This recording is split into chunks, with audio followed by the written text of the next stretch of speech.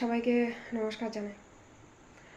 তো রাস্তা দিয়ে যখন আসছিলাম কাজ কমপ্লিট করে, ছোটো ছোটো বাচ্চা যেগুলো খেলে আদিবাসীদের বা শিডিউল কাস্টদের, তো দেখছি ওদেরকে না কিছু মানুষ একটু কোলে নিয়ে খুব আদর করছে।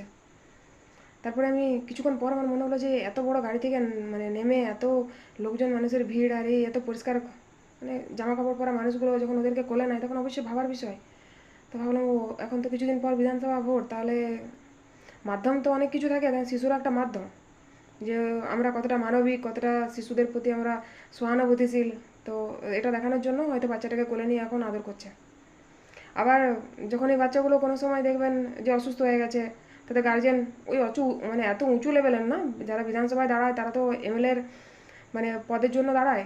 তো যারা একটু পঞ্চায়েত লেভেলের কোনো ভোটের হয়তো ইলেকশনে দাঁড়িয়েছিল, তাদেরকেও দেখেছি তারাও যদি ভোট জিতে যায় না, তো যে ছোটো ছোটো বাচ্চাগুলো থাকে ওদের ট্রিটমেন্টের সময় যদি গার্জেন ফোন করে না, ফোনটা ধরে না।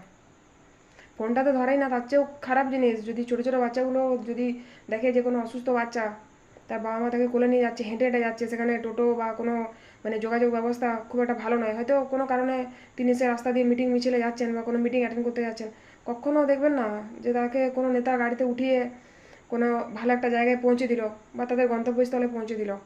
যেটুকু ভালোবাসা, যেটুকু সহানুভূতি, সেগুলো ভোটের আগে।